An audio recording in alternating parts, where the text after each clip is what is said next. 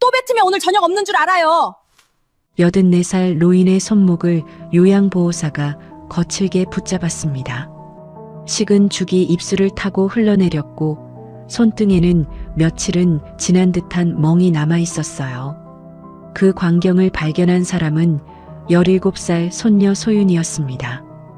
할머니한테 무슨 짓이에요? 요양원 원장은 오히려 아이의 앞을 가로막았습니다. 학생 하나가 뭘 할 수 있다고 이래? 넌 미성년자고 보호자도 아니야. 당장 나가!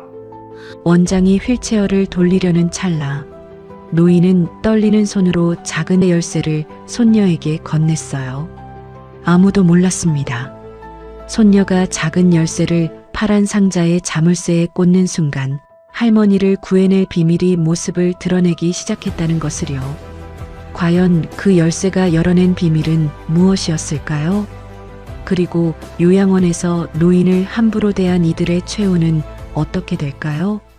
사연을 시작하기 전에 구독과 좋아요 부탁드리고 지금 어디서 듣고 계신지도 댓글로 남겨주시면 언제나 행운이 함께 하시길 바라겠습니다.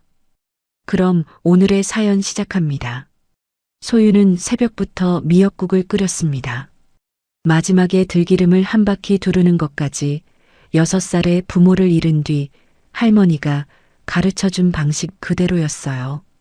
오늘은 박정숙의 84번째 생일이었습니다. 소유는 미역국을 보온병에 옮겨 담고 작은 케이크 상자를 품에 안았습니다. 케이크 위에는 숫자, 초 8과 4가 나란히 꽂혀 있었어요. 할머니가 요양원에 들어온 뒤 맞는 첫 번째 생일이었습니다. 소유는 할머니가 좋아하던 연분홍색 스카프도 종이 가방에 넣었어요. 오후에는 함께 사진을 찍고 촛불을 끈 뒤 천천히 미역국을 먹여드릴 생각이었죠. 하지만 302호 앞에 도착한 순간 소윤의 걸음이 멈췄습니다. 닫힌 문 안쪽에서 낯선 목소리가 들렸어요. 또 뱉으면 오늘 저녁은 없어요. 소윤은 문고리에 손을 얹었습니다. 입 벌리세요. 뭔가 잘못됐다는 생각이 들었어요. 소윤이 문을 밀었습니다. 요양보호사 민경자가 박정숙의 손목을 붙잡고 있었어요. 식은 죽이 정숙의 입가와 턱 아래에 번져 있었습니다. 고개를 옆으로 돌리려 할 때마다 민경자의 소나기가 더 강하게 조여들었어요. 정숙의 손등에는 며칠은 지난 듯한 멍이 남아 있었습니다. 입을 벌리시라니까요. 민경자가 숟가락을 다시 밀어 넣으려 했어요. 정숙이 몸을 피하며 손목을 비틀었습니다. 민경자의 손에 잡힌 낡은 시계줄이 팽팽하게 당겨졌어요. 툭! 시계줄이 끊어졌습니다. 시계는 휠체어의 금속 팔걸이에 부딪힌 뒤 무릎 담요 위로 떨어졌어요. 할머니, 소윤이 방 안으로 뛰어들었습니다. 품에 안고 있던 보온병이 바닥으로 떨어졌어요. 뚜껑이 열리며 미역국이 발밑으로 쏟아졌고 품에 끼고 있던 케이크 상자도 바닥으로 기울어졌습니다. 민경자의 실내화가 하얀 생크림 위를 그대로 밟았어요. 케이크 위에 꽂혀 있던 숫자 초 하나가 부러져 바닥으로 굴러갔습니다. 소유는 케이크를 돌아볼 틈도 없이 정숙에게 달려갔어요. 할머니, 괜찮아요? 민경자가 팔을 뻗어 소윤의 앞을 가로막았습니다. 방문객은 식사 시간에 들어오면 안 돼요. 이게 무슨 식사예요? 어르신이 식사를 거부하셔서 도와드린 겁니다. 손목을 그렇게 잡는 게 도와드리는 거예요? 소윤이 민경자의 팔 아래로 몸을 틀며 휴대전화를 꺼냈어요. 지금 한 일 전부 찍을 거예요. 화면이 켜지는 순간 민경자의 손이 날아왔습니다. 휴대전화가 소윤의 손에서 튕겨나갔어요. 바닥 모서리에 부딪혔습니다. 쩍! 화면 위로 금이 번졌어요. 하지만 촬영은 멈추지 않았습니다. 갈라진 화면에는 흔들리는 벽과 민경자의 고함, 정숙의 멍든 팔과 말라붙은 입술, 힘없이 처진 얼굴이 몇 초 남았어요. 지금 제 휴대전화까지 쳤어요? 소윤이 바닥에 떨어진 휴대전화를 집으려 몸을 숙였습니다. 그때 복도에서 구두 소리가 가까워졌어요. 원장 오태준이 방 안으로 들어왔습니다. 그는 발밑에 쏟아진 미역국과 찌그러진 케이크 상자를 내려다봤어요. 하지만 놀라지도 정숙의 상태를 확인하지도 않았습니다. 가장 먼저 민경자를 바라봤죠. 무슨 일이야? 민경자가 기다렸다는 듯 소매를 걷었습니다. 손목 위에는 가느다란 긁힌 자국이 남아 있었어요. 어르신이 갑자기 흥분하셔서 제 팔을 핥히셨어요. 거짓말이에요. 소윤이 갈라진 휴대전화를 들어보였습니다. 할머니 손목을 잡고 억지로 죽을 먹였어요. 제가 직접 봤어요. 오태준은 휴대전화 화면이 아니라 민경자의 손목부터 확인했습니다. 그리고 그 팔을 소윤 앞으로 내밀었어요. 이것부터 보세요. 뭐요? 정숙 어르신이 먼저 직원을 공격한 겁니다. 할머니 손에 있는 멍은요? 오태준이 정숙의 손등을 힐끗 내려다봤습니다. 연세가 들면 작은 충격에도 멍이 생깁니다. 휴대전화를 친 건요? 직원을 허락 없이 촬영하면 곤란합니다. 허락이요? 소윤의 목소리가 떨렸어요. 할머니가 이렇게 당하고 있는데 제가 허락부터 받아야 해요? 소윤이 정숙에게 다가가려 하자 오태준이 문 앞을 가로막았습니다. 학생, 여기서 계속 이러면 면회도 못합니다. 비켜주세요. 시설에는 규칙이 있어요. 할머니를 데리고 나갈 거예요. 오태준의 눈썹이 천천히 올라갔습니다. 내가? 그는 소윤의 교복과 깨진 휴대전화, 바닥에 쓰러진 케이크 상자를 차례로 훑어봤어요. 그러고는 낮게 웃었습니다. 넌 미성년자고 입소계약상 보호자도 아니야. 제가 가족이에요. 가족이 있긴 해?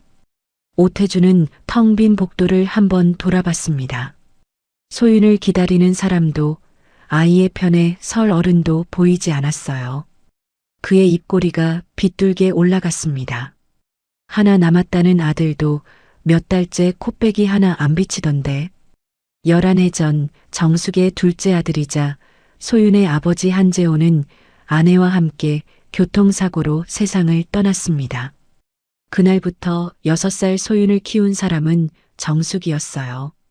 하지만 살아있는 장남 한재만은 어머니를 요양원에 맡긴 뒤 몇 달째 찾아오지 않았습니다.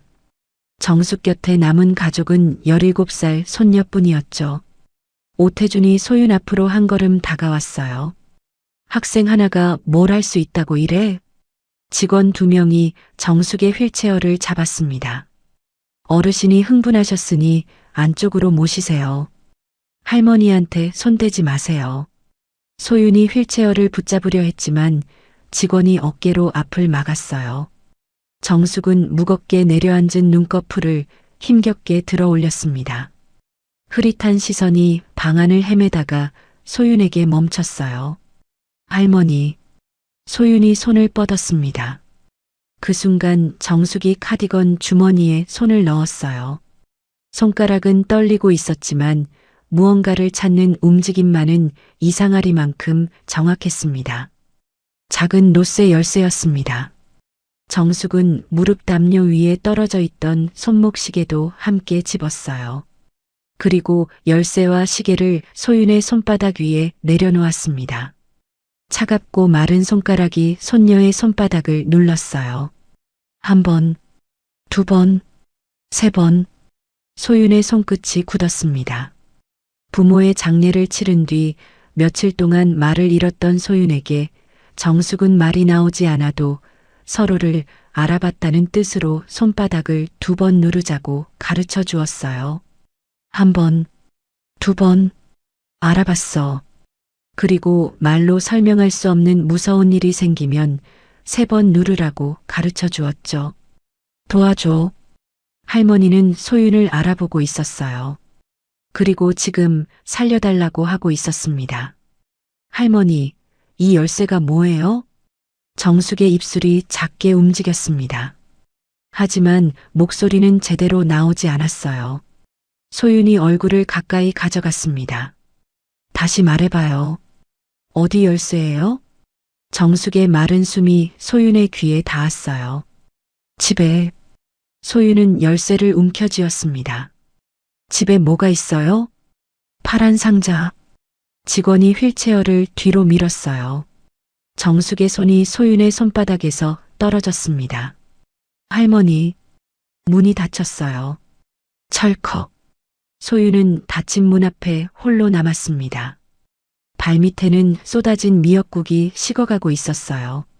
하얀 케이크 위에는 민경자의 검은 발자국이 선명하게 찍혀 있었습니다. 소윤의 한 손에는 화면이 갈라진 휴대전화가 들려 있었어요. 다른 손에는 작은 노쇠 열쇠와 오후 4시 20분에 멈춰버린 손목시계가 남아 있었습니다. 소윤은 열쇠를 쥔 손에 천천히 힘을 주었어요. 할머니가 마지막 힘으로 건넨 것은 열쇠 하나가 아니었습니다. 아무도 믿어주지 않는 손녀가 할머니를 구할 수 있도록 남긴 마지막 부탁이었습니다. 요양원을 나온 소윤은 곧바로 큰아버지 한재만에게 전화를 걸었습니다. 박정숙의 장남이자 지금 살아있는 유일한 아들이었고 요양원 서류에는 보호자이자 입소계약자로 한재만의 이름이 적혀 있었어요. 신호음이 5번 울린 뒤에야 전화가 연결됐습니다. 왜? 큰아버지, 할머니가 이상해요. 소윤은 죽을 억지로 먹이던 모습과 손목에 멍 휴대전화를 쳐서 깨뜨린 일, 그리고 할머니가 손바닥을 3번 눌렀다는 것까지 숨도 쉬지 않고 설명했어요. 하지만 전화기 너머에서는 한동안 아무 대답도 들리지 않았습니다. 큰아버지, 일단 집으로 와. 지금 할머니를 데리고 나와야 해요. 소윤아, 내가 놀라서 잘못 본 걸 수도 있어. 제가 직접 봤어요. 집으로 와서 이야기해. 통화는 그 말로 끝났습니다. 3달 전 정숙은 새벽에 집을 나섰다가 골목에서 넘어졌습니다. 학교에 가야 하는 소윤이 하루 종일 곁을 지킬 수 없다는 이유로 한재만이 요양원 입소를 결정했어요. 정숙이 요양원에 들어간 뒤 소윤은 큰아버지 집의 작은 방에서 지냈습니다. 그래도 주말마다 비어있는 할머니 집을 찾아 냉장고를 채우고 밀린 빨래를 정리했죠.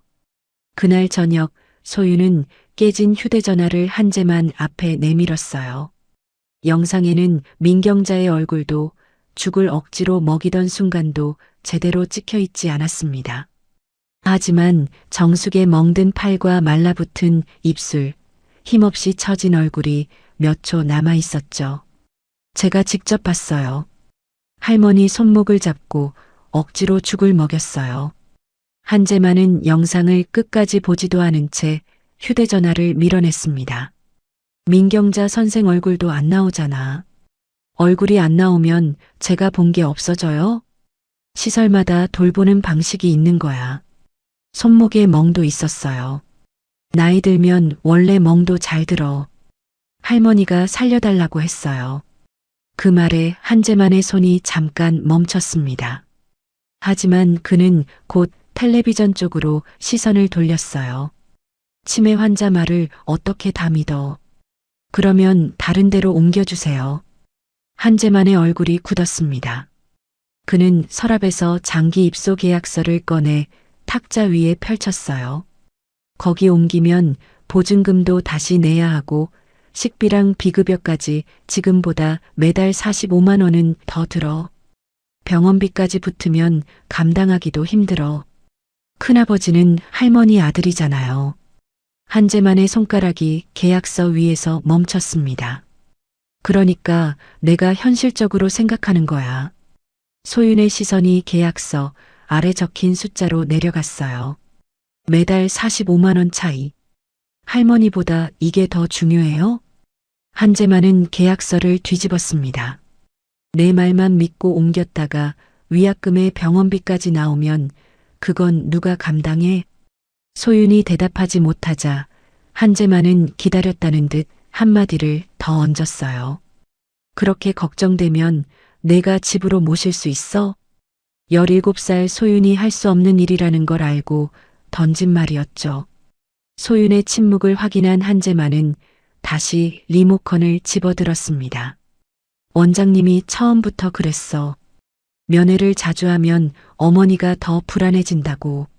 전문가가 괜찮다는데 내가 뭘 안다고 그래. 소윤은 더 이상 한재만의 얼굴을 보지 않았어요. 탁자 위에 뒤집힌 계약서만 바라봤습니다. 그날 밤 소윤은 책상 위에 노쇠 열쇠와 손목시계를 나란히 놓았어요. 시계는 오후 4시 20분에 멈춰 있었고 아무리 용두를 돌려도 초침은 움직이지 않았습니다. 다음 날 아침 소윤은 교복을 입은 채 지구대로 향했어요. 깨진 영상과 자신이 본 일을 설명한 뒤 신고서를 받아들었습니다. 관계란에는 손녀라고 적었어요. 2글자였습니다. 신고는 접수됐고 경찰과 노인보호전문기관 직원이 요양원으로 출동했습니다. 소윤도 그 뒤를 따라갔어요. 하지만 302호 문이 다시 열렸을 때 전날의 흔적은 이미 모두 사라진 뒤였습니다. 쏟아졌던 미역국은 깨끗이 닦여 있었고 침대 옆에는 새죽 그릇과 물컵이 놓여 있었어요. 정숙의 손목에는 하얀 붕대가 감겨 있었고 옷도 깨끗한 환자복으로 바뀌어 있었습니다. 정숙은 휠체어에 앉아 있었지만 고개를 제대로 들지 못했어요. 소윤이 이름을 부르자 손가락만 아주 조금 움직였죠. 오태준이 그 앞을 막아섰습니다. 어제 손녀분이 갑자기 들어와 어르신을 흥분시켰습니다. 민경자도 팔에 긁힌 자국을 내보였어요. 제가 먼저 공격당했습니다. 그때 한재만이 뒤늦게 요양원으로 들어왔습니다. 소윤은 큰아버지를 바라봤어요. 살아있는 자식은 한재만 하나뿐이었고 이번만큼은 어머니 곁에 설 거라고 생각했죠. 하지만 한재만은 소윤이 아니라 원장 옆에 섰습니다. 어머니가 원래 요즘 흥분을 자주 하십니다. 아이가 놀라서 잘못 본 것 같고요. 큰아버지. 한재만은 소윤과 눈을 마주치지 않았어요. 가족끼리 알아서 하겠습니다. 노인보호전문기관 직원이 정숙에게 몇 가지 질문을 건넸지만 정숙은 눈을 뜨려 할 때마다 고개가 아래로 떨어졌습니다. 소윤은 붕대 아래를 확인해 달라고 했어요. 그러나 오태준은 정숙이 안정을 취해야 한다며 시간을 끌었고 한재만도 그 말에 고개를 끄덕였습니다. 신고 내용은 기록됐고 추가 확인도 예정됐지만 정숙을 그 자리에서 바로 데리고 나오지는 못했어요. 다음 면회일 302호로 이어지는 유리문에는 새로운 안내문이 붙어 있었습니다. 면회 제한. 할머니를 만나게 해주세요. 소윤이 문 앞을 막은 직원에게 말했지만 직원은 이미 정해진 답을 들려주었어요. 보호자분과 상의된 사항입니다. 유리문 너머로 정숙이 보였습니다. 정숙은 휠체어에 앉은 채 시계가 사라진 빈 손목을 계속 만지고 있었어요. 소윤과 눈이 마주치자 손을 들었지만 손가락이 유리문 쪽으로 향하기도 전에 직원이 휠체어를 돌려버렸습니다. 정숙의 모습이 복도 끝으로 사라졌어요. 손녀. 신고서에 적힌 2글자였죠. 하지만 그 2글자로는 유리문 하나 열리지 않았습니다. 소윤은 주머니에서 노쇠 열쇠를 꺼냈어요. 그때 할머니가 마지막으로 남긴 말이 다시 떠올랐습니다. 집에 파란 상자. 소윤은 열쇠를 움켜쥔 채 요양원과 반대 방향으로 걸어갔어요. 이번에 열어야 할 문은 따로 있었습니다. 할머니 집 현관문은 소윤에게 익숙한 문이었습니다. 매주 일요일이면 직접 문을 열고 들어와 냉장고를 채우고 밀린 빨래를 정리하던 집이었어요. 하지만 오늘 소윤이 찾으러 온 것은 반찬도 옷가지도 아니었습니다. 파란 상자. 소윤은 곧장 할머니 방으로 들어갔어요.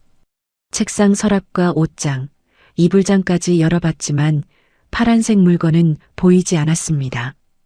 바닥에 무릎을 꿇고 책상 아래를 들여다본 순간 낡은 담요 뒤로 파란 철제 모서리 하나가 보였죠.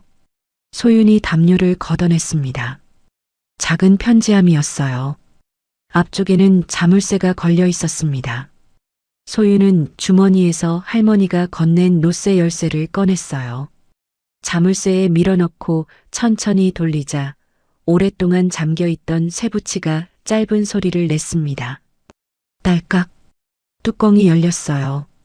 안에는 빛바랜 편지 봉투와 사진들이 차곡차곡 쌓여 있었습니다. 이름과 날짜는 모두 달랐지만 받는 사람은 같았죠. 박정숙 선생님께. 소윤은 맨 위에 편지를 펼쳤어요. 선생님이 급식비를 내주셔서 학교를 그만두지 않을 수 있었습니다. 그 아래 편지에는 또 다른 사연이 적혀 있었습니다. 반 아이들이 돈을 훔쳤다고 했을 때 선생님만 제 말을 믿어주셨습니다. 졸업사진이 든 봉투도 있었어요. 사진 뒤에는 볼펜으로 눌러 쓴 문장이 남아 있었죠. 학교를 그만두고 공장에 가려던 저를 선생님이 집까지 찾아와 다시 데려가셨습니다. 이름도 필체도 제각각이었습니다. 하지만 마지막에 남긴 마음은 모두 같았어요. 고맙습니다, 선생님. 편지는 10장이나 20장으로 끝나지 않았습니다. 약사가 되었다는 제자, 식당을 열었다는 제자, 법관이 되었다는 제자가 보내온 사진과 카드가 계속 이어졌어요. 소윤이 알던 박정숙은 아침밥을 지어주고 학교에 늦지 않게 깨워주던 할머니였습니다. 하지만 이 편지함 속 박정숙은 수십 명의 아이를 다시 교실로 데려온 선생님이었죠. 소윤은 편지 더미를 조심스럽게 들어 올렸습니다. 맨 아래에는 다른 것보다 조금 두꺼운 흰 봉투 하나가 놓여 있었어요. 겉면에는 낯익은 글씨가 적혀 있었습니다. 소윤에게. 소윤의 손이 멈췄어요. 봉투 안에는 접힌 편지지와 작은 연락처, 명부가 들어 있었습니다.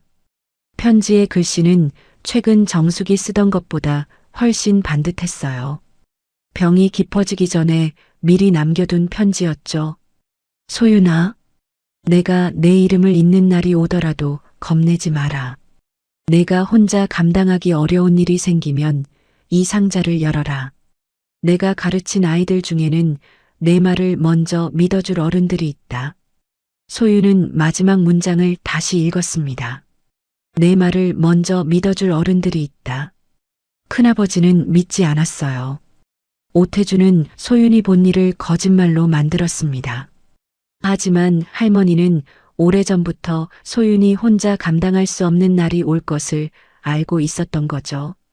편지 아래 명부에는 이름과 전화번호, 현재 하는 일이 함께 적혀 있었습니다. 국밥집, 약국, 변호사, 방송국, 병원. 이름 옆에는 정숙이 알아볼 수 있도록 짧은 메모도 붙어 있었어요. 급식비, 교복, 도둑 누명, 신문 배달, 학교 중퇴. 그 이름들도 한때는 아무도 자기 말을 들어주지 않던 아이들이었습니다. 소윤은 주머니에서 멈춘 손목 시계를 꺼냈어요. 시계 뒷면에는 작은 글씨가 새겨져 있었습니다. 오래 달아 흐릿했지만 불빛 아래로 기울이자 몇 글자가 모습을 드러냈죠. 아이들의 봄이 되어주신 박정숙 선생님께 1976년 6학년 3반 제자 1동. 소윤은 다시 명부로 시선을 내렸습니다. 맨 위에는 다른 이름보다 진하게 눌러 쓴 이름이 있었어요. 김도현. 이름 옆에는 대학병원 이름과 전화번호가 적혀 있었습니다. 그리고 작은 메모가 하나 붙어 있었죠. 중학교 포기.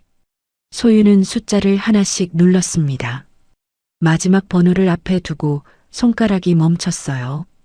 한 번도 만난 적 없는 어른이었습니다. 할머니가 가르쳤다는 이유만으로 17살 학생의 말을 믿어줄지는 알 수 없었죠. 그때 오태준의 목소리가 떠올랐습니다. 학생 하나가 뭘 할 수 있다고 이래? 소유는 마지막 번호를 눌렀어요. 통화 버튼이 켜졌습니다. 할머니가 남긴 열쇠로 연 것은 편지함 하나가 아니었습니다.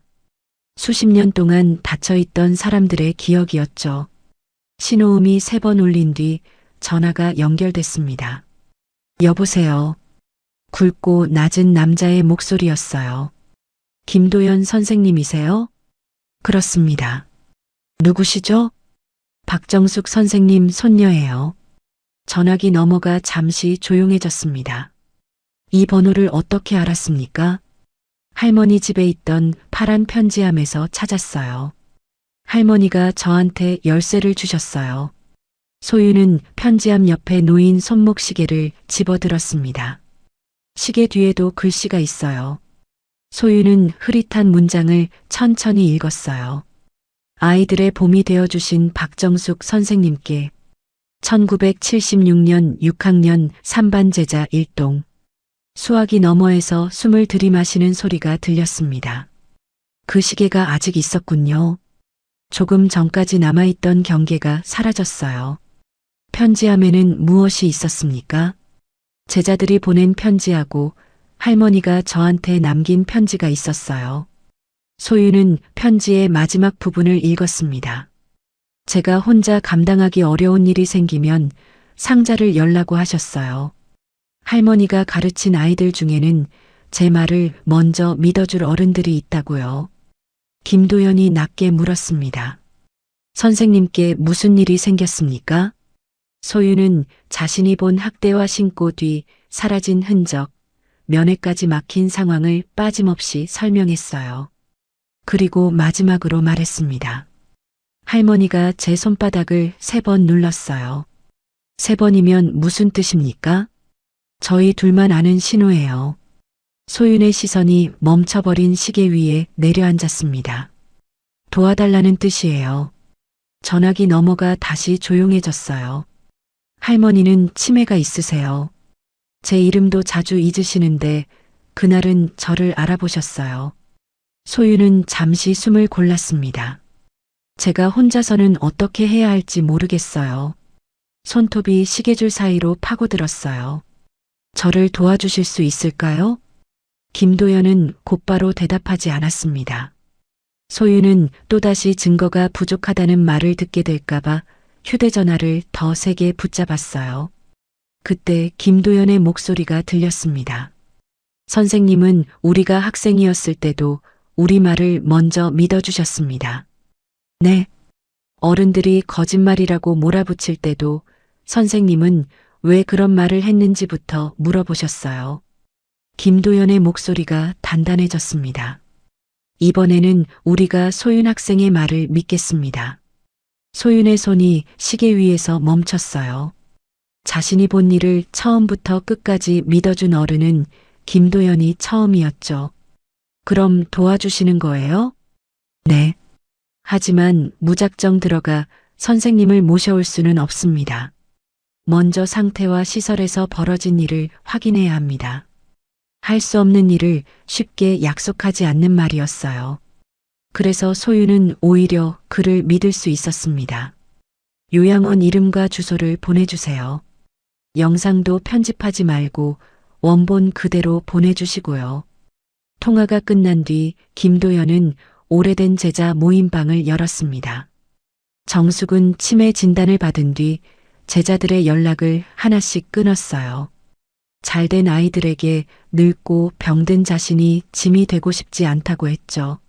한재만에게도 제자들이 물으면 집에서 잘 지낸다고만 말해달라고 부탁했습니다. 그래서 대화방은 몇 년째 멈춰 있었어요. 김도연은 2줄을 적었습니다. 박정숙 선생님의 손녀에게서 연락이 왔습니다. 선생님이 계신 요양원에서 학대가 의심됩니다. 읽음 표시가 하나씩 늘어나기 시작했어요. 가장 먼저 전직 부장판사 이예숙의 답이 올라왔습니다. 주소와 신고 내용을 보내주세요. 방송사 탐사보도 본부장 박성재도 뒤따라 메시지를 남겼어요. 영상 원본부터 보겠습니다. 김도연은 소윤에게 받은 영상과 정숙의 편지, 요양원 이름을 대화방에 올렸습니다.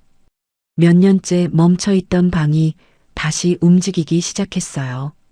다음 날 아침 김도현과 이예숙이 소윤을 만나기로 했습니다.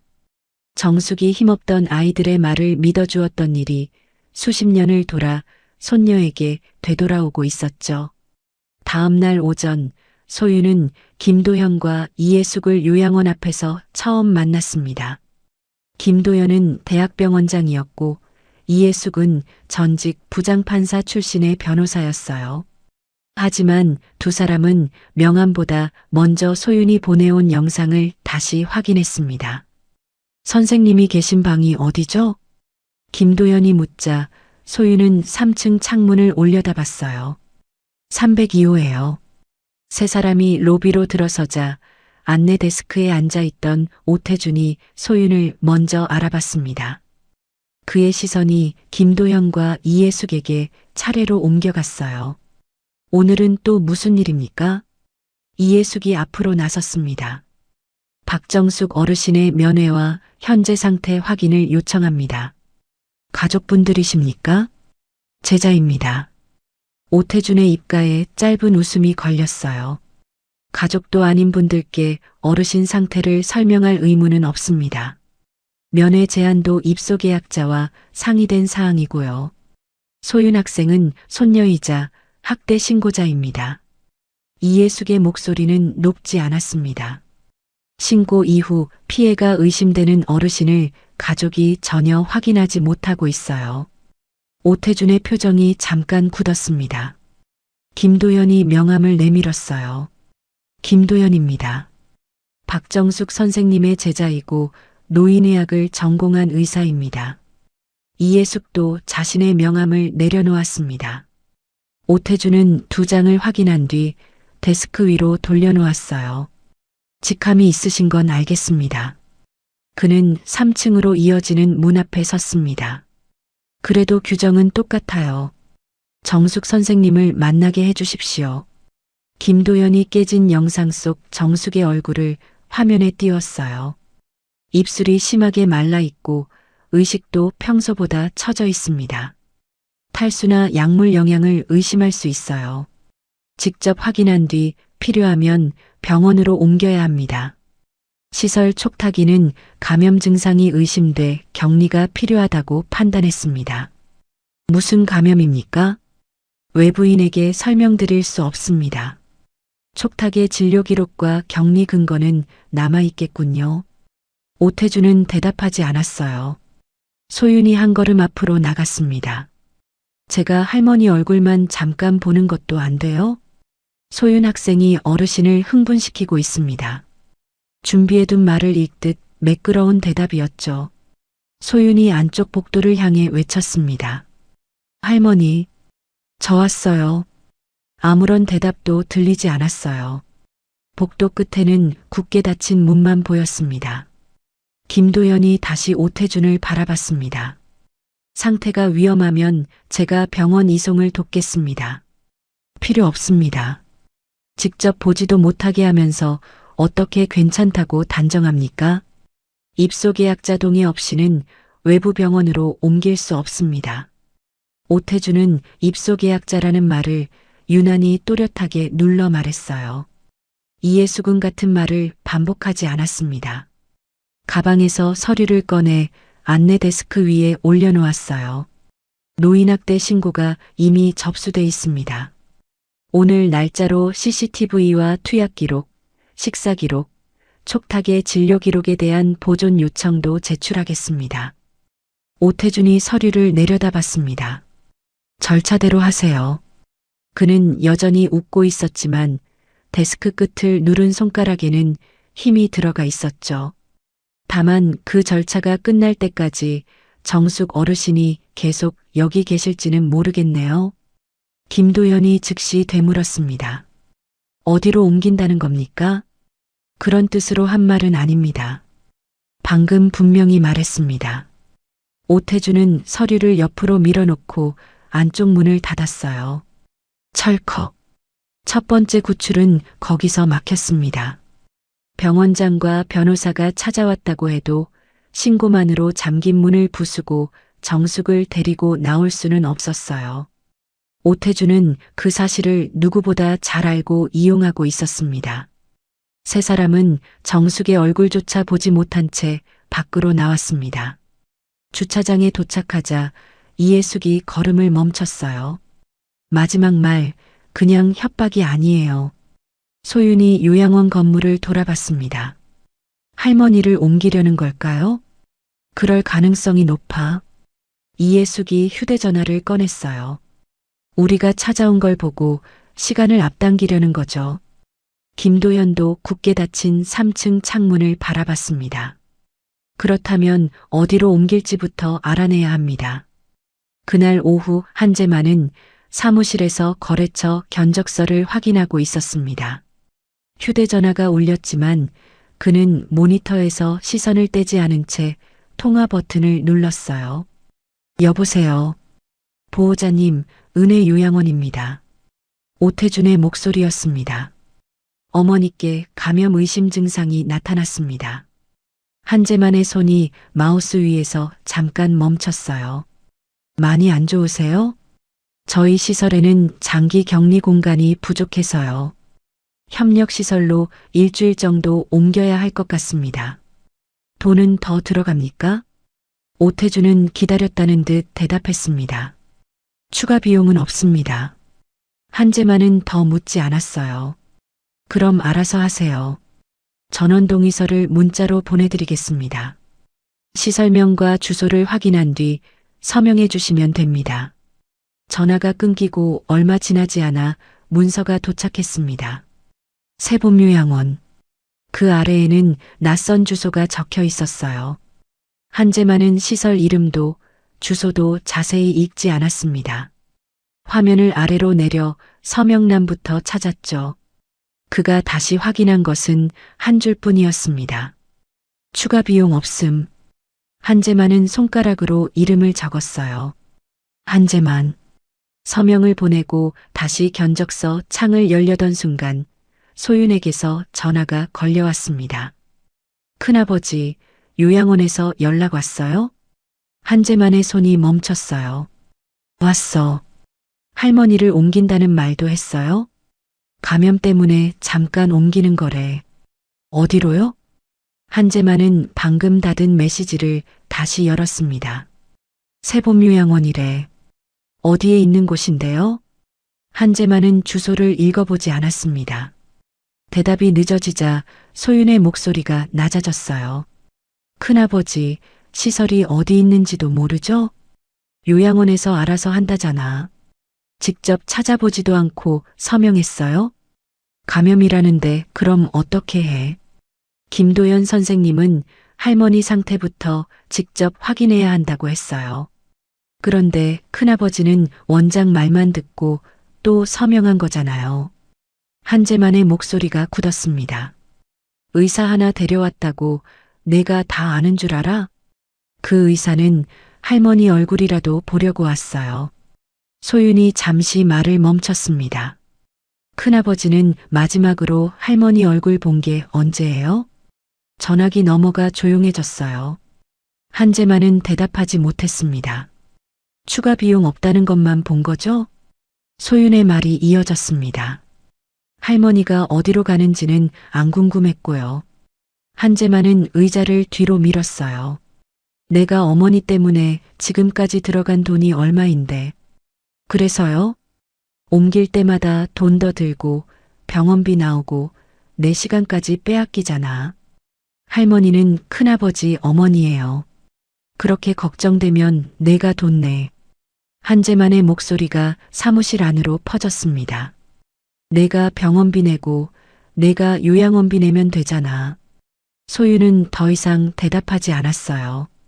통화가 끊기기 전 마지막으로 들린 것은 한재만이 다시 마우스를 움직이는 소리였습니다. 그날 한재만이 자세히 읽은 것은 시설 이름도 어머니의 상태도 아니었어요. 추가 비용 없음. 그 한 줄이었죠. 서명된 동의서를 받은 오태준은 곧바로 세봄요양원에 연락했습니다. 그는 정숙의 상태가 안정적이고 보호자 동의도 받았다고 설명했어요. 학대 신고가 접수됐다는 사실과 외부 의사가 상태 확인을 요구했다는 말은 하지 않았습니다. 전화를 끊은 뒤 오태준은 민경자를 원장실로 불렀어요. 302호, 내일 새벽 6시에 옮긴다. 구급차 부를까요? 필요 없어. 오태준이 잘라 말했습니다. 승합차로 가. 짐은요? 최소한만 챙겨. 은혜 요양원 이름이 찍힌 환자복은 벗기고 이름 없는 옷으로 갈아입혀. 민경자가 나가자 오태준은 한재만의 서명이 들어간 전원 동의서를 출력했어요. 시설 이름도 있었습니다. 보호자 서명도 있었죠. 겉으로 보기에는 문제가 없는 전원이었습니다. 하지만 그 종이 어디에도 정숙의 의사는 없었어요. 오태준은 민경자에게 메시지를 보냈습니다. 전원 전의 기록 정리. 손녀 방문일 사진만 남길 것. 내일 새벽. 박정숙은 손녀가 모르는 곳으로 옮겨질 예정이었습니다. 그날 저녁 소유는 파란 편지함을 품에 안고 김도연의 병원으로 갔습니다. 김도연과 이예숙, 박성재가 회의실에서 기다리고 있었어요. 소유는 한재만이 세봄요양원 전원 동의서에 서명했다는 사실을 전했습니다. 시설 이름은 알았지만 정숙을 언제 어떤 차량으로 옮길지는 확인할 수 없었죠. 소유는 편지함을 내려놓은 뒤 김도연을 바라봤습니다. 할머니가 선생님한테 뭘 해주셨어요? 김도연은 편지함에서 자신의 이름이 적힌 낡은 봉투를 꺼냈어요. 13살 때 중학교 진학을 포기하려고 했습니다. 등록금도 없었고 어머니 혼자서는 동생들 밥을 먹이는 것조차 힘들던 때였습니다. 어느 날 정숙은 쌀 한 포대를 들고 도연의 집을 찾아왔어요. 도연이가 공부를 잘해서 온 게 아닙니다. 김도연은 그날의 말을 그대로 옮겼습니다. 아이가 포기한 얼굴로 사는 걸 두고 볼 수 없어서 왔습니다. 정숙은 입학금과 교복을 마련해 도연을 다시 학교로 보냈어요. 김도연이 봉투를 편지함 안에 넣었습니다. 그날 선생님이 오지 않았다면 지금의 저는 없었을 겁니다. 이예숙은 반 아이들의 돈을 훔쳤다는 누명을 썼을 때 정숙만 자신의 말을 끝까지 들어주었다고 했어요. 박성재는 신문 배달 때문에 수업마다 졸던 자신을 문제아가 아니라 지친 아이로 봐준 사람이 정숙이었다고 말했습니다. 세 사람은 성공한 뒤에야 정숙을 알게 된 사람들이 아니었습니다.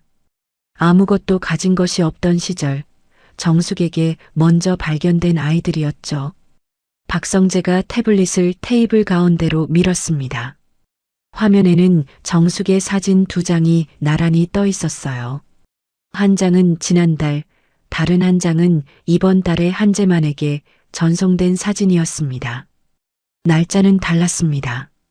하지만 커튼 주름도 물컵 손잡이의 방향도 정숙의 손가락 위치도 똑같았어요. 같은 사진입니다. 박성재가 두 사진을 겹쳐 보였습니다.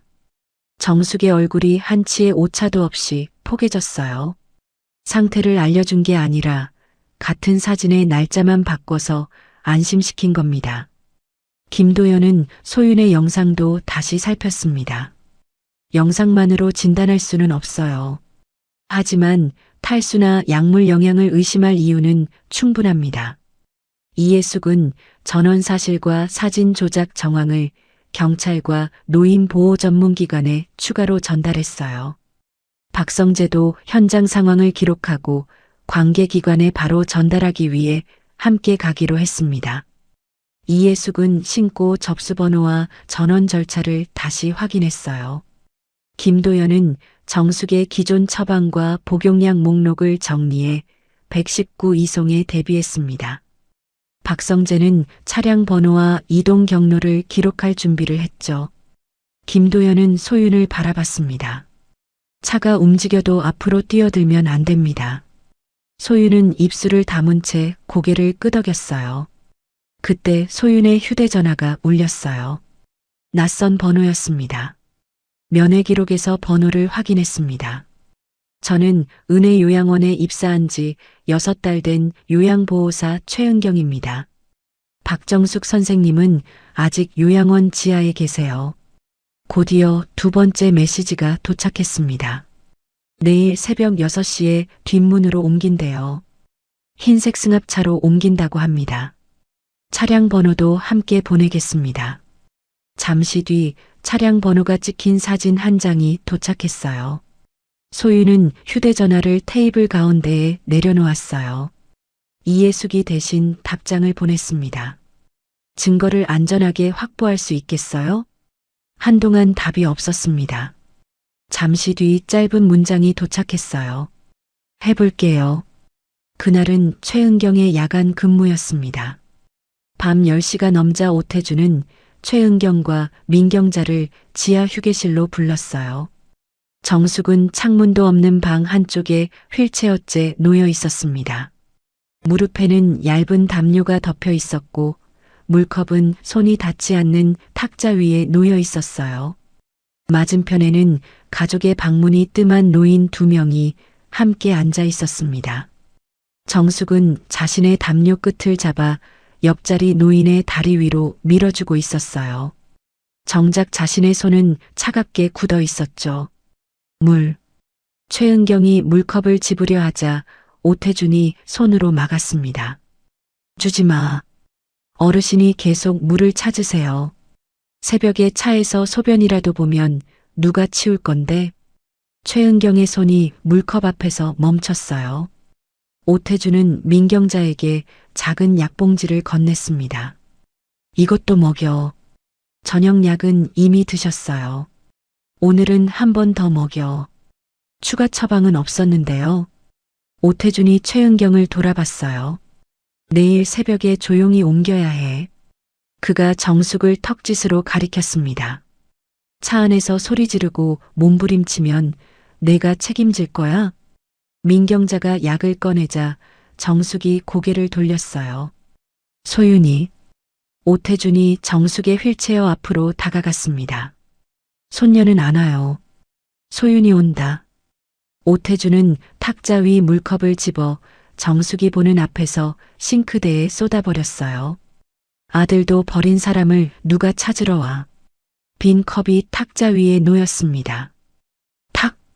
정숙의 손이 시계가 사라진 빈 손목을 더듬었어요. 소윤이 시계. 오태준이 민경자에게 고개를 돌렸습니다. 먹여. 민경자가 정숙의 턱을 붙잡으려 하자 최은경이 앞을 막았어요. 원장님, 이건 안 됩니다. 뭐가? 처방이 없는 약을 임의로 더 드리면 안 돼요. 오태준이 최은경 앞으로 다가왔습니다. 여기서 6달 일했지? 네. 계속 일하고 싶으면 본 것만 보고 시키는 것만 해.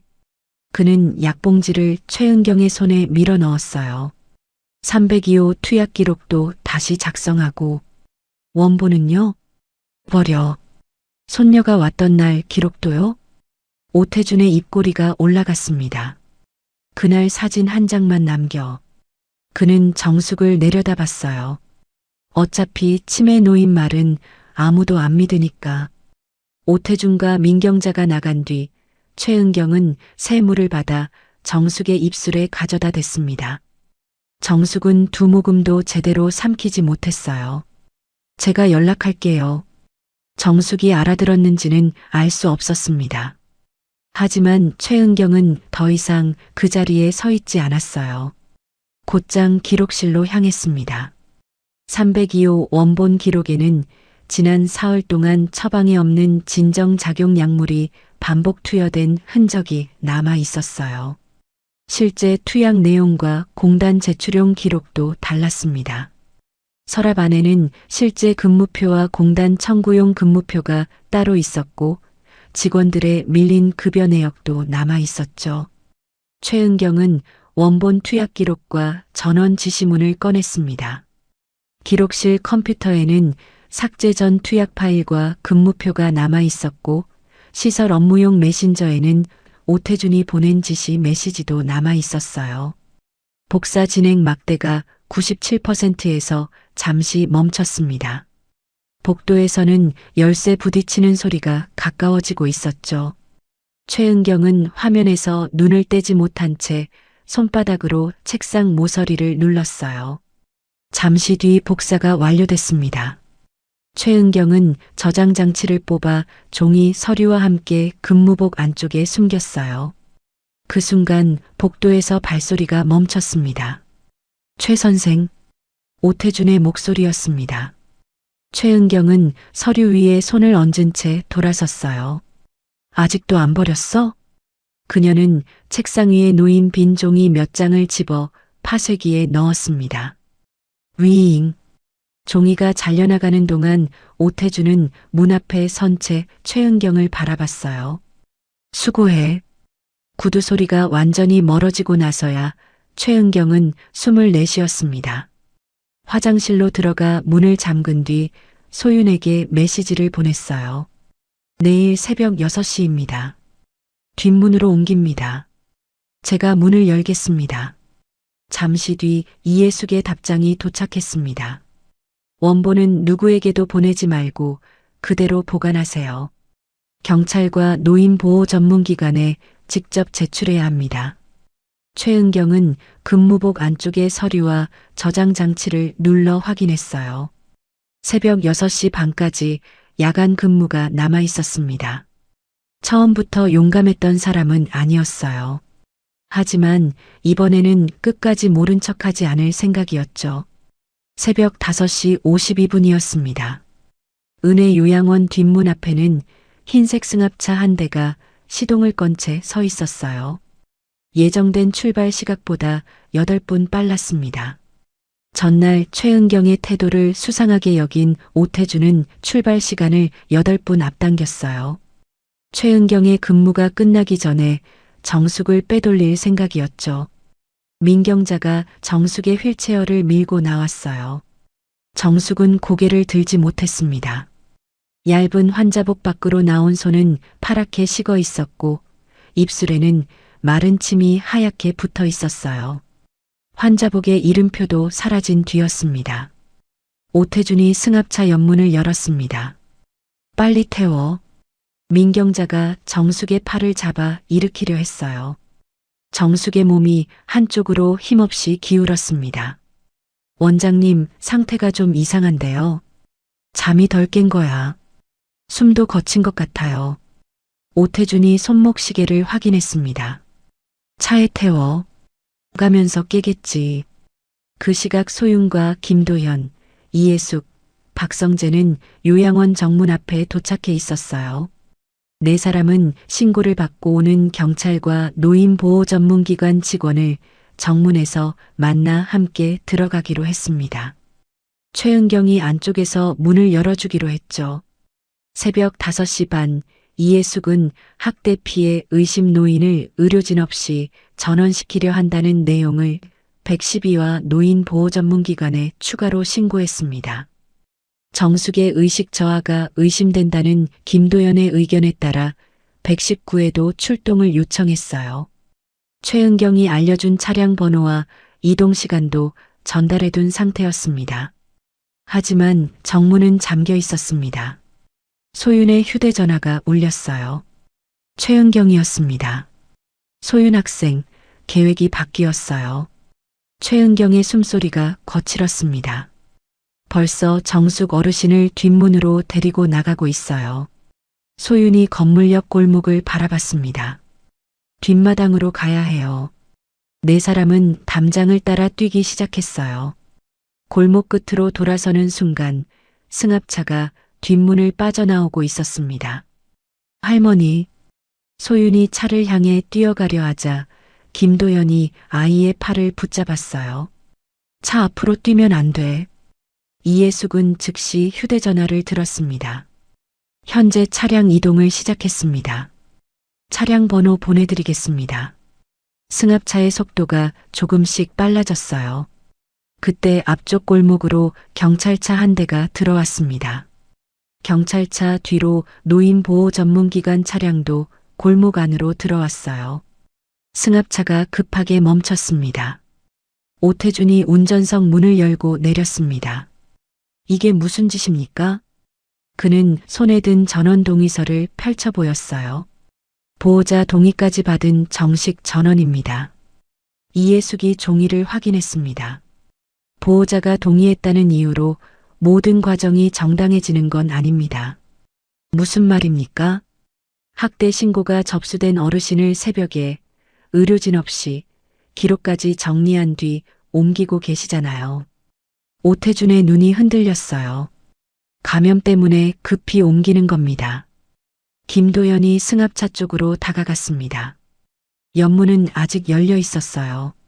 민경자가 정숙을 좌석으로 옮기지 못한 채 휠체어 옆에 서 있었습니다. 김도연은 열린 문 밖에서 정숙의 얼굴을 살폈어요. 선생님, 정숙은 대답하지 못했습니다. 고개는 가슴 쪽으로 떨어져 있었고 숨을 쉴 때마다 어깨가 작게 들썩였어요. 김도연이 낮게 말했습니다. 지금 시설을 옮길 상태가 아닙니다. 우리 촉탁이는 괜찮다고 했어요. 그 촉탁이가 오늘 새벽 직접 진찰했습니까? 오태준은 대답하지 않았습니다. 김도연은 경찰에게 상황을 설명했어요. 의식이 떨어져 있고 탈수도 의심됩니다. 119평가가 먼저 필요합니다. 멀리서 구급차 사이렌이 들려오기 시작했습니다. 소유는 열린 승합차 문 앞으로 다가갔어요. 할머니, 정숙의 눈꺼풀이 아주 조금 움직였습니다. 소유는 할머니의 손을 잡았어요. 손끝은 얼음처럼 차가웠습니다. 저 왔어요. 정숙의 손가락이 미세하게 떨렸어요. 소유는 할머니의 손바닥을 천천히 펼쳤습니다. 잠시 뒤 정숙의 손가락이 소윤의 손바닥 위로 내려앉았어요. 한 번, 두 번, 세 번, 도와줘. 힘은 거의 남아있지 않았지만 신호는 분명했습니다. 소윤은 입술을 깨문 채 그 손을 감쌌어요. 이제 괜찮아요. 구급대원들이 들것을 밀고 달려왔습니다. 한 대원이 정숙의 의식과 호흡, 맥박을 확인했어요. 보호자분 계십니까? 오태준이 전원 동의서를 들고 앞으로 나섰습니다. 시설 원장입니다. 다른 요양원으로 가는 중이었습니다. 구급대원이 정숙의 갈라진 입술과 처진 몸을 확인했습니다. 지금은 시설 전원이 아니라 응급실 이송이 먼저입니다. 보호자 동의도 받았습니다. 응급 상태가 의심됩니다. 구급대원은 오태준의 종이를 보지도 않았어요. 정숙은 승합차가 아니라 구급차의 들것 위로 옮겨졌습니다. 그때 오태준이 소윤의 팔을 잡으려 손을 뻗었어요. 내가 일을 이렇게 만들었어. 그 손이 닿기 전에 김도연이 앞을 막았습니다. 아이에게 손대지 마십시오. 박성재는 카메라를 들이대지 않았어요. 대신 차량 번호와 열려있는 승합차, 정숙의 상태를 멀리서 기록하고 있었습니다. 이해숙은 경찰에게 전원 동의서와 학대 신고 접수 번호를 건넸어요. 내부 직원이 원본 기록도 가지고 있습니다. 최은경이 요양원 뒷문에서 걸어 나왔습니다. 근무복 안쪽에서 두꺼운 봉투와 저장 장치를 꺼냈어요. 원장이 버리라고 한 원본입니다. 오태준의 얼굴에서 핏기가 빠졌습니다. 최 선생, 최은경은 그를 바라보지 않았어요. 투약 기록하고 전원 지시, 기록 삭제 메시지가 들어 있습니다. 경찰이 봉투와 저장 장치를 받아들었습니다.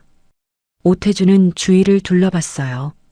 경찰, 구급대원, 노인보호 전문기관 직원, 그리고 손녀와 3명의 제자. 그가 끝까지 만만하게 보았던 사람들이었습니다. 당신들이 대체 무슨 가족이라고 이래? 오태준의 목소리가 골목에 울렸어요. 소유는 구급차에 오르기 전 그를 돌아봤습니다.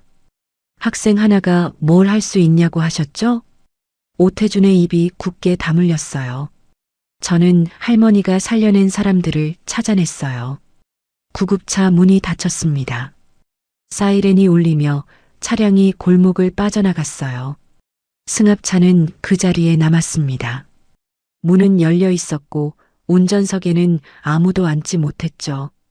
정숙은 곧바로 응급실로 옮겨졌습니다. 검사에서는 심한 탈수와 영양 상태 저하가 확인됐어요. 팔과 손목에는 생긴 시기가 다른 멍들이 남아 있었습니다.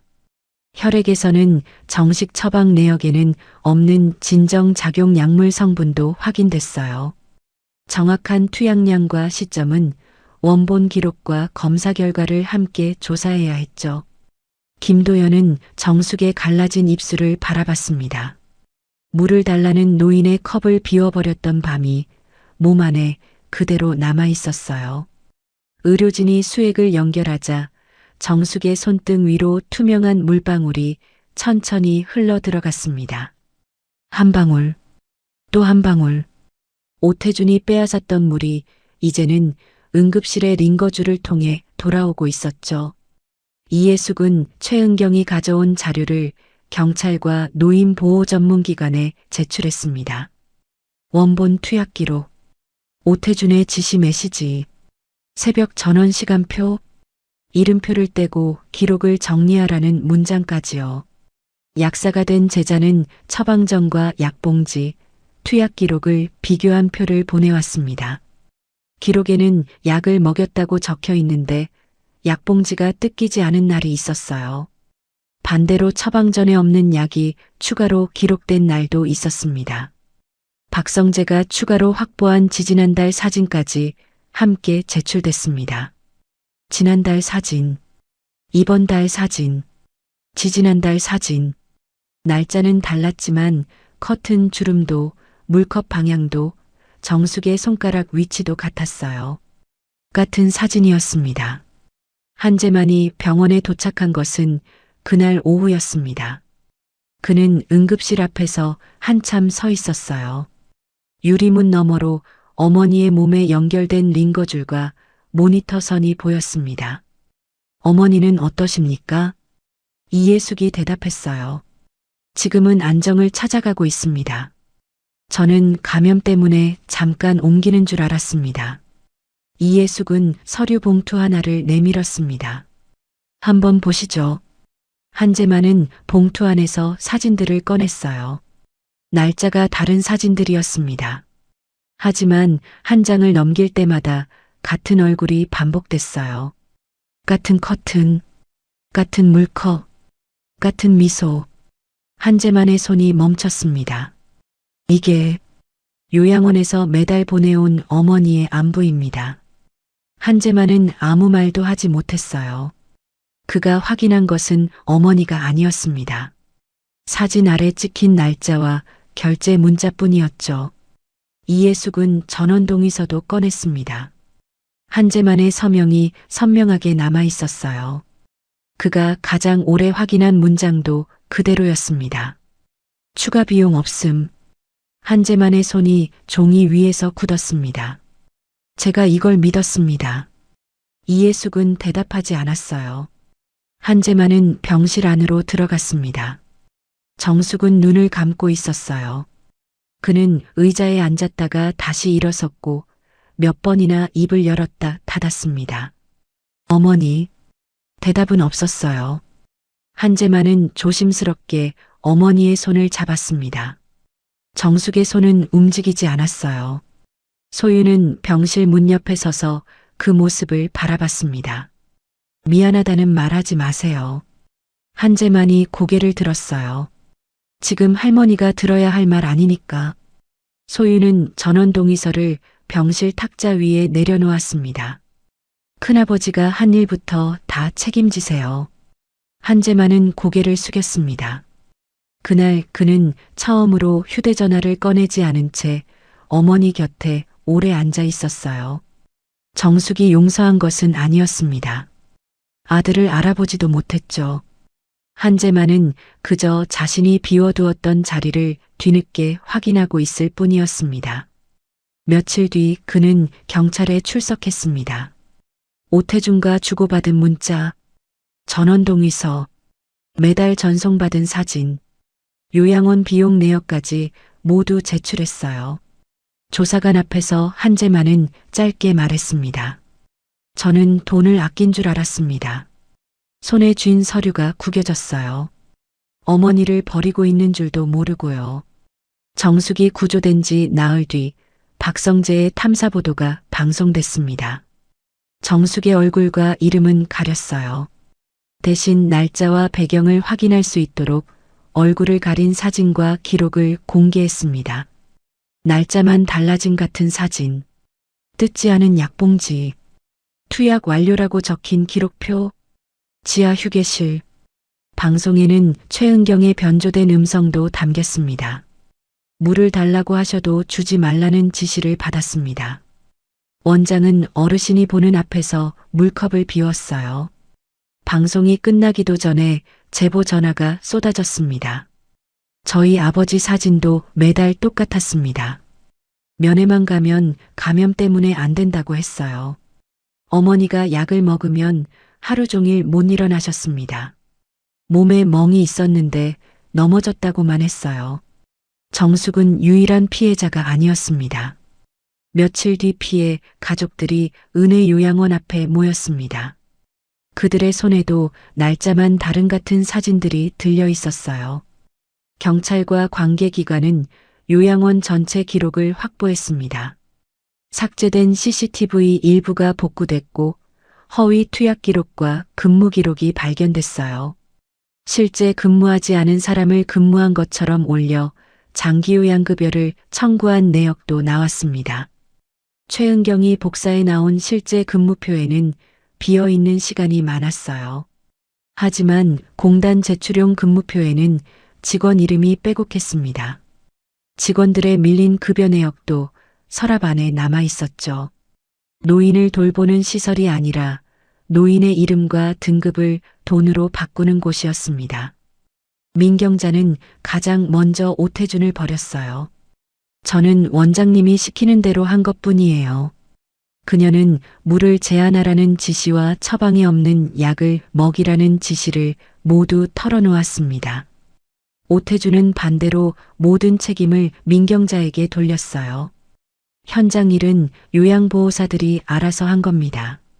제가 노인들 약까지 일일이 확인할 수는 없잖아요. 하지만 최은경이 숨겨나온 원본에는 오태준의 이름이 남아 있었습니다. 문자에도 그의 번호가 찍혀 있었어요. 전원 전의 기록 정리, 손녀 방문일 사진만 남길 것. 지시한 사람은 분명했습니다. 조사가 깊어지자 오태준은 태도를 바꿨어요. 잘못한 일이 없다던 사람이 자신이 얼마나 힘들었는지를 말하기 시작했습니다. 시설 운영이 얼마나 어려운지 아십니까? 그는 조사관 앞에서 손을 모았어요. 가족들도 안 찾아오는 노인들을 제가 다 떠안았습니다. 피해자 가족들과 합의하겠습니다. 돈으로 해결할 수 있는 부분은 해결할게요. 미안하다는 말은 한마디도 없었습니다. 정숙에게 물을 주지 않은 일도 처방이 없는 약을 먹이려 한 일도 사과하지 않았어요. 조사관이 물었습니다. 박정숙 어르신에게 직접 사과하신 적 있습니까? 오태준의 입이 닫혔습니다. 그가 원한 것은 용서가 아니었어요. 형량을 줄이는 거래였죠. 몇 주 뒤 압수수색을 앞둔 수사팀은 내부 제보를 받고 요양원 뒤편을 지켜보고 있었습니다. 새벽 어스름 속에서 오태준이 상자 2개를 차에 싣기 시작했어요. 안에는 외장하드와 장부가 들어 있었습니다. 마지막 상자를 트렁크에 밀어넣는 순간 수사관들이 차를 에워쌌어요. 오태준 씨, 손 떼십시오. 상자는 그대로 압수됐습니다. 오태준도 그 자리에서 붙잡혔어요. 노인학대, 허위기록 작성, 부당 청구, 증거인멸 지시, 응급상태가 의심되는 노인을 몰래 옮기려 한 정황까지 더해졌습니다. 법원은 도주와 증거인멸 우려를 인정해 구속영장을 발부했어요. 하지만 구속은 시작에 불과했습니다. 통장이 먼저 묶였습니다. 며칠 뒤에는 정숙을 몰래 태워 보내려 했던 흰색 승합차가 견인됐어요. 부당하게 받아낸 장기요양급여에는 환수 결정이 내려졌고 피해 가족들의 손해배상 청구와 직원들의 밀린 임금 청구가 한꺼번에 이어졌습니다. 운영 대출이 남아있던 요양원 건물에는 압류 딱지가 붙었어요. 마지막에는 경매 안내문까지 출입문에 붙었습니다. 은혜 요양원의 간판도 내려갔어요. 행정조사를 거쳐 장기요양기관 지정이 취소됐고 입소자들은 병원과 안전한 시설로 옮겨졌습니다. 몇 달 뒤 오태주는 법정에 섰어요. 고급 정장을 입고 명함을 내밀던 모습은 남아있지 않았습니다. 수의를 입은 채 피고인석에 앉아 고개를 숙이고 있었죠. 마지막 진술에서도 그는 말했어요. 시설을 살리려다 판단을 잘못했습니다. 끝까지 노인을 살리려 했다는 말은 하지 않았습니다. 살리고 싶었던 것은 시설과 돈뿐이었죠. 법원은 오태준에게 실형을 선고했습니다. 민경자도 학대 행위와 허위 기록 작성에 가담한 책임을 피하지 못했어요. 선고가 끝난 뒤 오태준은 호송차로 이동했습니다. 법원 밖에는 정숙의 제자들과 피해 가족들이 서 있었어요. 오태준이 고개를 들었습니다. 당신들이 대체 저 노인과 무슨 관계야? 이예숙이 오래된 편지 한 장을 펼쳤어요. 아무도 제 말을 믿지 않을 때 믿어주신 분입니다. 박성재는 빛바랜 졸업사진을 들었습니다. 아무도 저를 기다리지 않을 때 기다려주신 분이고요. 국밥집을 하는 제자도, 약사가 된 제자도, 작은 가게를 운영하는 제자도 그 자리에 서 있었어요. 한때는 모두 아무도 자기 말을 들어주지 않던 아이들이었습니다. 소윤이 파란 편지함을 안고 앞으로 나섰어요. 아들도 버린 사람을 누가 찾으러 오냐고 하셨죠. 오태준의 눈이 소윤에게 멈췄습니다. 할머니가 키운 아이들은 이렇게 많아요. 오태준은 아무 말도 하지 못했어요. 호송차 문이 닫혔습니다. 철컥. 그가 노인들을 가두기 위해 수없이 잠갔던 문과 같은 소리였어요. 이번에는 문 안에 오태준이 있었습니다. 정숙은 치료를 마친 뒤 작은 요양시설로 옮겨졌습니다. 그곳은 투약과 식사 기록을 가족에게 공개했고 면회도 특별한 이유 없이 막지 않았어요. 이번에는 소윤 혼자 찾아오지 않았습니다. 김도연은 정숙의 건강 상태를 살폈고 이예숙은 책을 읽어주었어요. 주말이면 제자들이 번갈아 찾아와 오래된 교실 이야기를 들려줬습니다. 국밥집을 하는 제자는 정숙이 삼키기 편한 죽을 끓여왔어요. 한재만도 매주 찾아왔습니다. 그는 용서를 구하지 않았어요. 사진 한 장으로 안부를 대신하지도 않았습니다. 면회 기록에 직접 이름을 쓰고 정숙 곁에 앉아 필요한 일을 했어요. 어머니가 자신을 알아보지 못해도 자리를 피하지 않았습니다. 그것은 용서받은 아들의 모습이 아니었어요. 이제야 책임을 시작한 아들의 모습이었죠.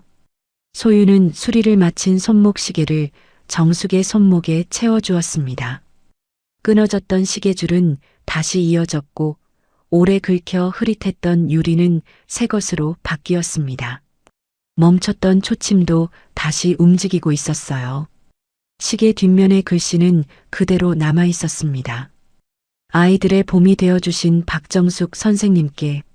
소유는 파란 편지함을 열었습니다. 그리고 새 편지 한 통을 가장 위에 올려놓았어요. 할머니. 할머니가 제게 열쇠를 주셔서 제가 문을 열었어요. 그 안에는 편지만 있던 게 아니었어요. 할머니가 평생 지켜준 사람들이 들어 있었어요. 이번에는 그 사람들이 할머니를 지켜줬어요. 소윤이 편지함의 뚜껑을 닫았습니다. 딸깍. 벽시계가 오후 4시 20분을 가리키고 있었어요. 소윤은 정숙의 손목을 바라봤습니다. 한때 같은 시각에 멈춰있던 손목시계의 초침이 움직이고 있었어요. 4시 20분을 지나고 4시 21분으로 향했습니다. 이번에는 멈추지 않았습니다. 할머니. 소윤이 정숙의 손을 잡았어요. 저 왔어요. 정숙은 소윤의 이름을 말하지 못했습니다. 병은 여전히 많은 기억을 지우고 있었어요. 하지만 마른 손가락이 천천히 움직였습니다. 소윤의 손바닥 위로 내려앉았어요. 한 번, 잠시 멈췄다가 두 번, 알아봤어. 소윤은 그 손을 두 손으로 감쌌습니다. 정숙이 도와달라며 세 번 눌렀던 손이었어요. 이제는 두 번이었습니다. 할머니는 여전히 소윤을 알아보고 있었죠. 시계의 초침은 계속 앞으로 나아갔습니다. 오늘 사연은 여기까지입니다. 평생 힘없는 아이들의 손을 잡아주었던 박정숙 선생님. 세월이 흘러 선생님에게 손길이 필요해진 순간 그 아이들은 누구보다 든든한 어른이 되어 돌아왔습니다.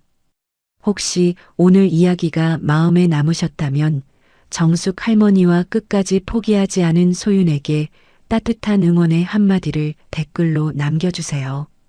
여러분의 댓글 하나가 누군가의 외로운 마음을 지켜주는 작은 손길이 될 수 있습니다. 꽃편지 사연은 앞으로도 우리 부모님 세대의 삶과 마음에 남는 이야기를 전해드리겠습니다. 구독과 좋아요로 함께 해주시고요. 오늘도 귀한 시간 내어 들어주셔서 감사합니다. 여러분의 하루에 따뜻한 꽃 한 송이가 피어나기를 바랍니다.